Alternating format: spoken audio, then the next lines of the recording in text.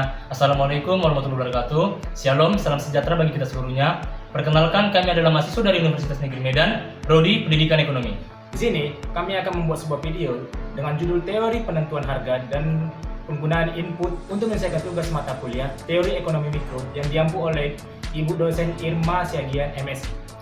Sebelum kami mulai video penjelasannya, di sini kami akan memperkenalkan diri. Perkenalkan, nama saya Rini April Munte dengan NIM 724334111 dan rekan saya Zika Saputra Semanung Kali dengan NIM 724144004 dan rekan Saya Victor Julius Morbo dengan NIM 72431411012 dan rekan saya Aksa Marbun dengan NIM 724311017.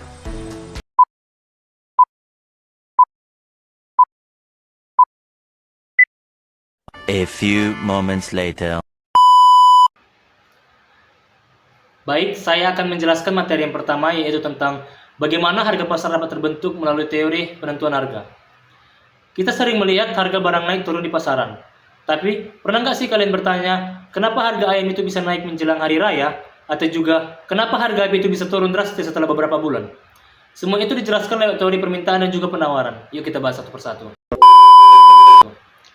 Yang pertama, apa sih harga pasar itu? Harga pasar adalah harga yang terbentuk dari interaksi antara permintaan atau demand dan juga penawaran atau supply di pasar.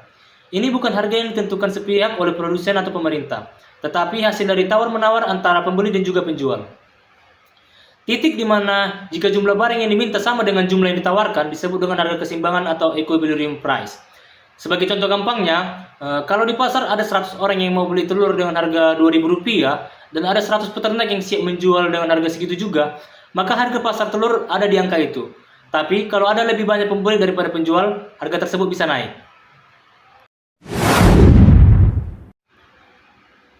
Baik, berikutnya adalah teori permintaan dan teori penawaran. Yang pertama adalah teori permintaan atau demand theory. Permintaan adalah keinginan konsumen untuk membeli barang atau jasa pada harga tertentu dan dalam jangka periode tertentu. Hukum permintaan, semakin tinggi harga, maka semakin rendah jumlah yang diminta. Kenapa? Karena konsumen itu cenderung mencari alternatif yang lebih murah dan menunda pembelian. Sebagai contoh, jika harga nasi goreng itu naik dari Rp10.000 menjadi Rp15.000, bisa saja kamu mungkin akan pilih makan mie instan atau apapun yang lainnya. Lalu yang kedua adalah teori penawaran atau supply teori. Penawaran adalah jumlah barang atau jasa yang tersedia untuk dijual pada harga tertentu dan dalam jangka periode waktu tertentu. Sebagai hukum penawaran, semakin tinggi harga, maka semakin banyak barang yang ditawarkan. Produsen itu cenderung akan tertarik menjual lebih banyak jika keuntungan juga meningkat. Sebagai contoh, jika harga cabai itu naik tajam, petani pun juga akan bersemangat menanam lebih banyak cabai di musim depan.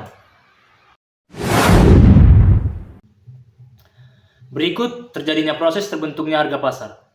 Ketika permintaan dan penawaran bertemu di pasar, terjadilah proses interaksi yang menciptakan harga pasar. Jika harganya terlalu tinggi, maka konsumen akan enggan membelinya, permintaannya juga turun, barangnya tidak laku, maka penjual akan menurunkan harganya. Sebaliknya, jika harganya terlalu rendah, konsumen itu bahkan banyak yang membelinya, stoknya juga akan cepat habis, dan penjualnya juga dapat menaikkan harga. Akhirnya, pasar dapat mencapai titik keseimbangan, yaitu ketika jumlah yang diminta sama dengan jumlah yang ditawarkan. Inilah yang disebut sebagai harga pasar.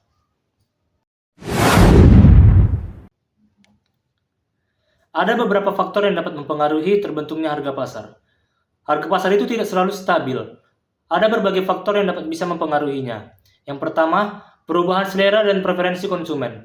Misalnya, jika tiba-tiba tren minuman kopi dalgona viral, maka permintaannya akan naik, harga bahan-bahannya juga ikut melonjak. Yang kedua, perubahan biaya produksi. Jika bahan bakunya naik, produsen bisa menaikkan harga agar tetap untung. Yang ketiga itu, teknologi produksi. Teknologi yang lebih efisien dapat menurunkan biaya produksi dan membuat harga lebih murah. Lalu selanjutnya, kebijakan pemerintah. Pajak, subsidi, kuota impor, semua ini dapat mempengaruhi harga pasar. Lalu faktor eksternal, misalnya terjadi bencana alam yang dapat mengurangi hasil panen, stoknya turun, dan harganya juga bisa naik. Berikut adalah contoh nyata dari perubahan harga dalam kehidupan sehari-hari kita. Sebagai contoh yang pertama, menjelang lebaran, permintaan daging itu akan naik. Karena stoknya terbatas, maka harganya juga akan naik. Setelah lebaran, permintaannya akan turun, harganya juga akan stabil atau bahkan turun. Contoh yang kedua, saat panen raya, produksi beras itu melimpah, penawaran harga tinggi, harganya juga akan turun. Tapi kalau gagal panen, harganya dapat melonjak. Jadi teman-teman, harga pasar itu bukanlah angka yang dapat muncul secara tiba-tiba. Itu adalah hasil dari interaksi antara jutaan keputusan pembeli dan penjual yang saling menyesuaikan. Melalui teori permintaan dan penawaran, kita bisa memahami kenapa harga berubah dan bagaimana pasar bekerja secara alami. 6 hours later. Tomorrow, the next day. 2,000 years later. Di sini saya akan melanjutkan topik yang kedua, yaitu teori pengguna input dan bagaimana hal ini menjelaskan hubungan antara biaya produksi dan jumlah output yang dihasilkan. Setiap proses produksi pasti membutuhkan yang namanya input. Input ini bisa berupa tenaga kerja, mesin, bahan baku, energi, dan sebagainya. Nah, input-input inilah yang digunakan untuk menghasilkan output atau barang dan jasa yang kita konsumsi sehari-hari. Dalam ekonomi, hubungan antara input dan output ini disebut dengan fungsi produksi. Fungsi produksi menunjukkan seberapa banyak output yang bisa dihasilkan dari kombinasi input tertentu. Misalnya, dengan 3 orang pekerja dan 1 mesin, kita bisa menghasilkan 100 unit barang. Tapi, kalau kita tambah jadi 5 pekerja, output naik jadi 160 unit. Tapi tunggu dulu, apakah kalau tambah pekerja terus output akan selalu naik dengan jumlah yang sama? Jawabannya tidak selalu. Dan disinilah kita masuk ke hukum penting dalam produksi. Namanya adalah hukum penurunan hasil marginal atau Law of Diminishing Marginal Returns. Artinya, jika 1 unit terus ditambah sementara input lainnya tetap, maka tambahan output dari tiap unit input itu akan makin kecil. Contohnya, saat kamu tambah 1 orang pekerja pertama, output naik 60 unit. Tambah pekerja kedua, output naik lagi 40 unit. Tapi saat kamu tambah pekerja ketiga, output cuma naik 20 unit. Kenapa? Karena input lain seperti mesin atau ruang kerja tetap jadi makin lama. Input tambahan jadi kurang efisien. Efeknya, biaya per unit barang yang diproduksi bisa meningkat. Nah, sekarang kita hubungkan dengan biaya produksi dalam jangka pendek. Ada 2 jenis biaya. Yang pertama, biaya tetap, seperti sewa gedung atau gaji manajer yang tetap meskipun output berubah. Yang kedua itu biaya variabel, seperti bahan baku dan gaji pekerja tambahan, yang berubah tergantung jumlah produksi. Jika input digunakan secara efisien, biaya rata-rata per unit akan turun. Tapi saat hasil marginal menurun, maka untuk menghasilkan 1 unit barang tambahan, kita butuh biaya yang lebih besar. Inilah mengapa grafik biaya rata-rata biasanya membentuk kurva U.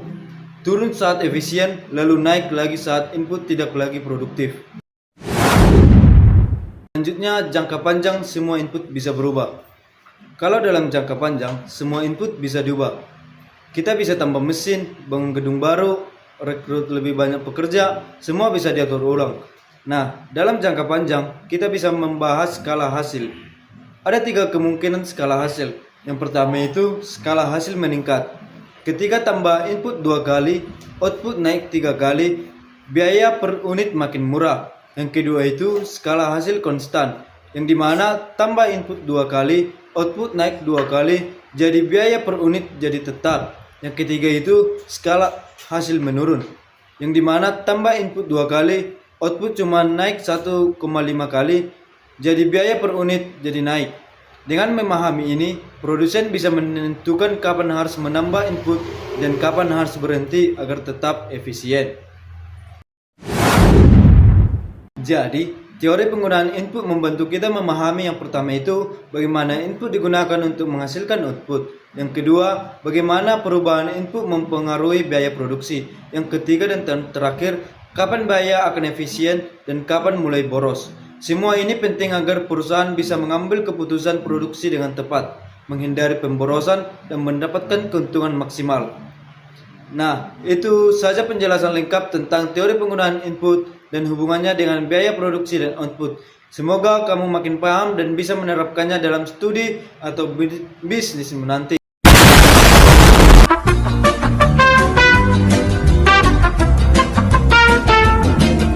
A few moments later. Baik, materi berikutnya adalah bagaimana perusahaan menentukan kombinasi input yang efisien dalam proses produksinya. Topik ini sangat relevan dan penting dalam memahami bagaimana sebuah perusahaan minimalisir biaya untuk menghasilkan output tertentu. Yuk, mari kita mulai. Yang pertama, isokuan. Mari kita kenali apa itu isokuan. Isokuan adalah kurva atau garis yang menggambarkan semua kombinasi dari dua atau lebih input seperti tenaga kerja dan modal yang mampu menghasilkan tingkat output yang sama. Dengan kata lain, isokuan menunjukkan berbagai cara perusahaan dapat mengombinasikan input untuk tetap menghasilkan misalnya 1000 unit produk. Ciri khas dari isokuan adalah bentuknya yang cembung ke arah titik nol. Ini mencerminkan prinsip marginal rate of technical substitution atau disingkat MRTS. MRTS menunjukkan seberapa besar jumlah satu input yang bisa dikurangi ketika kita menambahkan satu input lain tanpa mengubah jumlah output. Secara rumus MRTS itu sama dengan MPL per MPK. Nah, yang kedua yang perlu kita bahas adalah isocost. Isocost ini adalah garis yang menunjukkan kombinasi input yang dapat dibeli perusahaan dengan total biaya tertentu. Ini input yang bisa dibeli perusahaan dengan total biaya tertentu. Rumusnya C sama dengan WL tambah PM kali M kali RK. Keterangannya C itu adalah total biaya, W adalah upah tenaga kerja, PM tadi adalah harga bahan baku, dan R adalah sewa atau harga modal. Garis isocost itu memiliki kemiringan yang menunjukkan rasio harga antar output, input. Misalnya jika hanya ada dua output, LK dan L dan K, miringannya adalah min W per R.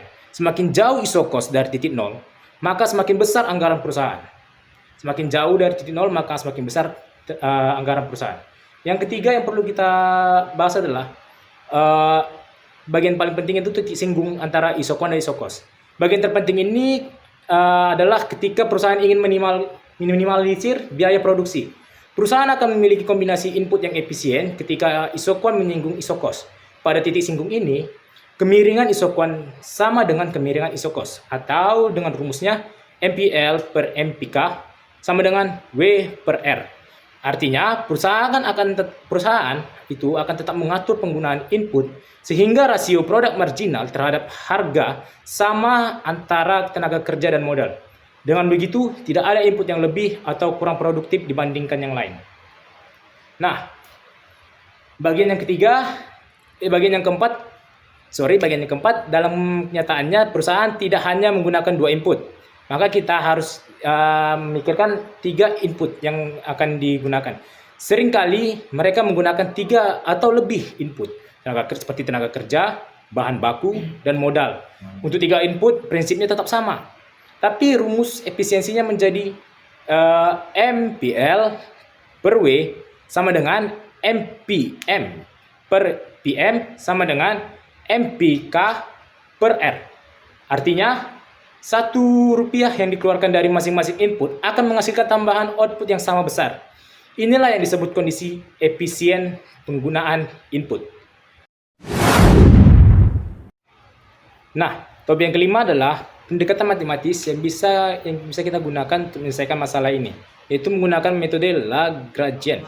Misalnya perusahaan punya fungsi produksi Q sama dengan L pangkat alfa kali K pangkat beta kali M pangkat gamma. Kita bisa membuat fungsi Lagrangiannya jadi L sama dengan WL tambah PM kali M tambah RK tambah lambda kali Q0 kurang L pangkat alfa kali K pangkat beta kali M pangkat gamma. Lalu kita turunkan satu persatu terhadap L, M, dan K, serta terhadap lambda, sehingga ditemukan solusi kombinasi input yang paling efisien. Nah, bagian yang keenam yaitu kita menyimpulkan semuanya itu. Kita bisa simpulkan yang pertama tadi, perusahaan menggunakan isokuan untuk melihat kombinasi input yang menghasilkan output yang sama. Yang kedua, mereka menggunakan isocost untuk mengetahui kombinasi input yang bisa dibeli dengan biaya tertentu. Yang ketiga, kombinasi input yang efisien ditentukan saat isokuan menyinggung isocost atau ketika rasio produk marginal terhadap harga adalah sama. Yang keempat, untuk 3 input efisiensi dicapai jika MPL per W sama dengan MPM per PM sama dengan MPK per R. Dan yang kelima, yang tadi kita bahas adalah secara matematis, efisiensi ini bisa dicari dengan metode Lagrangian.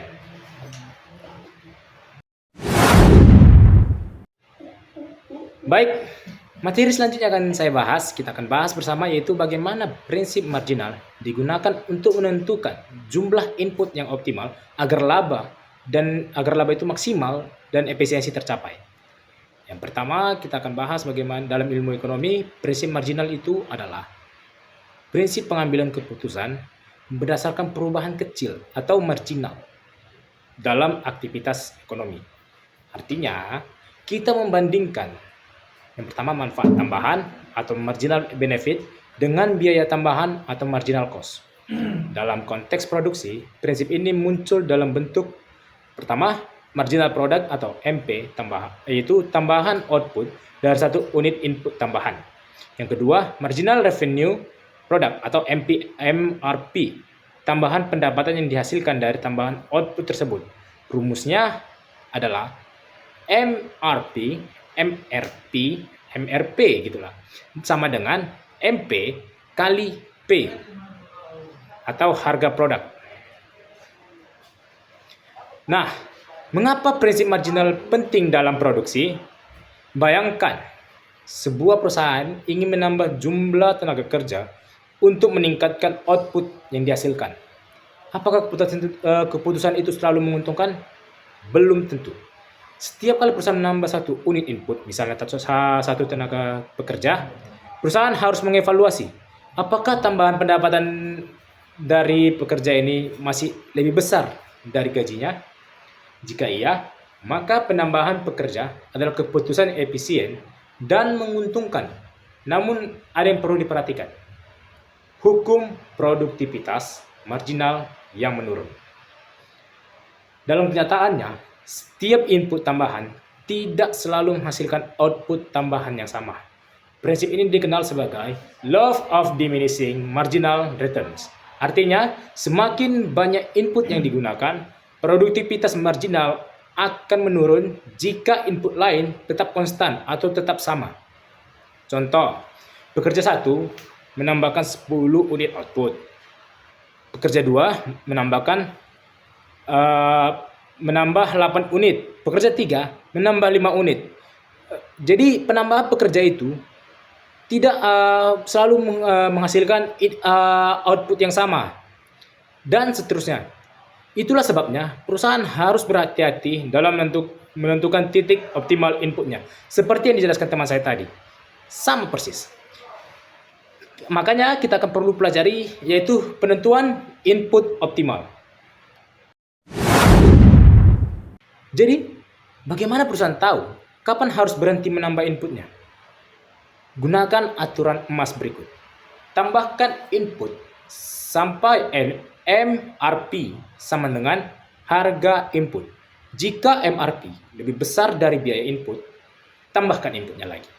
Jika MRP lebih kecil dari biaya input, kurangi inputnya. Contoh, harga output itu 10.000. Upah pekerja 50.000. Marginal product atau MP-nya pekerja keempat, MP pekerja keempat itu sama dengan 6 unit. MRP sama dengan 6 kali 10.000 sama dengan 60.000. Maka 60.000 itu kan lebih besar daripada 50.000. Tambahkan lagi pekerja. MP pekerja ke-6 sama dengan 4 unit. MRP kali 10.000 sama dengan 40.000. 40.000 itu lebih kecil tadi dari 50.000. Jangan tambah lagi. Maka jumlah optimal yang mungkin terjadi itu ada di pekerja kelima. Yang perlu kita bahas yang kelima adalah aplikasi dalam praktiknya. konsep ini sangat berguna, bukan hanya untuk perusahaan besar, tapi juga pada usaha kecil yang ingin menentukan beberapa banyak bahan baku yang akan dibeli. Petani yang ingin menambah pupuk di lahan pertanian, pelaku jasa yang ingin merekrut pegawai tambahan. Selama prinsip marginal digunakan dengan benar, sumber daya akan digunakan secara efisien dan keuntungan bisa dimaksimalkan. Nah, kita akan simpulkan dari apa yang kita bahas di materi ini. Yang pertama, prinsip marginal membandingkan manfaat tambahan dan biaya tambahan. Yang kedua, dalam produksi gunakan input hingga MRP (marginal revenue product) tadi sama dengan harga inputnya. Dan yang ketiga, hukum marginal return yang menurun membatasi pertumbuhan output. Yang keempat, prinsip ini membantu perusahaan mencapai efisiensi dan laba maksimal. Sekian yang materi keempat. Terima kasih. Meanwhile,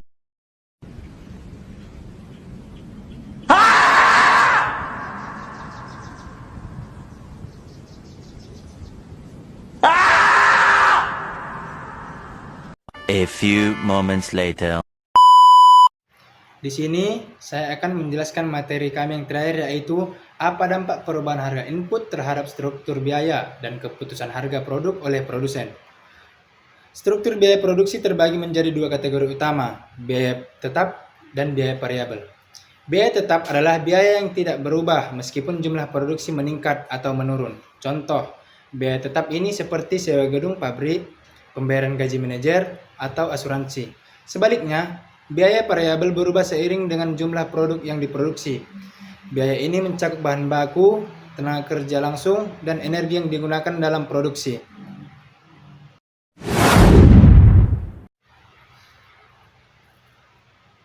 Ketika harga input seperti bahan baku atau tenaga kerja mengalami perubahan, dampaknya sangat terasa pada struktur biaya. Jika harga bahan baku naik, misalnya harga gandum untuk produsen roti, maka biaya variabel akan meningkat. Artinya, untuk setiap roti yang diproduksi, biaya yang dikeluarkan untuk bahan baku menjadi lebih tinggi. Ini akan berujung pada kenaikan total biaya produksi.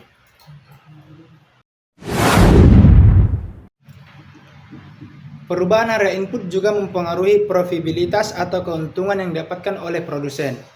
Jika biaya variabel meningkat, tetapi harga jual produk tetap, maka margin keuntungan akan menyusut. Sebaliknya, jika harga input turun, produsen bisa mendapatkan margin yang lebih besar atau bahkan menurunkan harga jual untuk menarik lebih banyak konsumen. Namun, perubahan harga input tidak hanya mempengaruhi biaya produksi, tetapi juga keputusan harga produk. Ketika biaya produksi meningkat karena harga input yang lebih tinggi, produsen semakin merasa perlu untuk menaikkan harga jual produk untuk menjaga margin keuntungan. Namun, menaikkan harga bukanlah keputusan yang mudah, karena produsen harus mempertimbangkan daya beli konsumen dan kondisi pasar. Salah satu konsep yang sangat penting dalam hal ini adalah titik impas atau break-even point. Titik impas adalah jumlah produk yang harus dijual agar produsen tidak mengalami kerugian. Ketika harga input naik, biaya produksi meningkat, yang berarti produsen harus menjual lebih banyak lagi produk atau menaikkan harga untuk menutupi biaya tambahan tersebut. Ini adalah tantangan besar, karena semakin tinggi harga yang didapatkan, semakin kecil kemungkinan produk akan diminati oleh konsumen.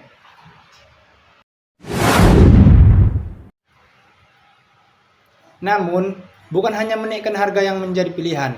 Produsen bisa mencari alternatif untuk mengurangi biaya produksi agar tidak perlu menaikkan harga. Salah satu caranya adalah dengan mencari pemasok bahan baku yang lebih murah atau memperbaiki efisiensi proses produksi. Teknologi juga bisa membantu mengurangi biaya tenaga kerja atau menghemat energi. Misalnya, sebuah produsen roti menghadapi kenaikan harga gandum. Jika harga gandum naik 20%, biaya bahan baku akan meningkat signifikan. Produsen bisa memutuskan untuk menaikkan harga roti, tetapi jika harga roti terlalu tinggi, konsumen mungkin akan memilih produk roti dari pesaing yang harganya lebih murah. Seperti alternatif, produsen bisa mencoba untuk mencari sumber gandum yang lebih murah atau mengoptimalkan penggunaan bahan baku lainnya.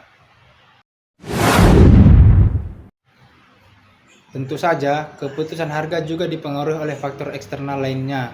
persaingan di pasar, permintaan konsumen, dan tren ekonomi makro semuanya berperan. Jika pesaing juga menghadapi biaya input yang meningkat, mereka mungkin akan mengambil langkah yang sama dalam menaikkan harga, sehingga pasar mungkin masih tetap seimbang. Namun, jika sebagian produsen yang menaikkan harga, konsumen bisa beralih ke produk yang lebih murah.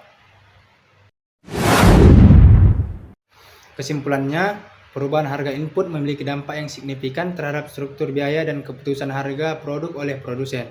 Oleh karena itu, produsen harus selalu memantau fluktuasi harga input dan menyesuaikan strategi produksi dan harga dengan bijak. Dengan memahami perubahan ini, produsen lebih cerdas dalam menentukan langkah-langkah yang akan diambil untuk mempertahankan keuntungan dan daya saing di pasar.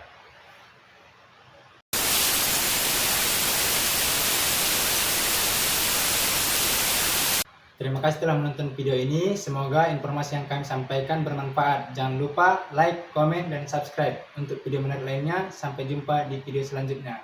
Bye bye. Aku pulang.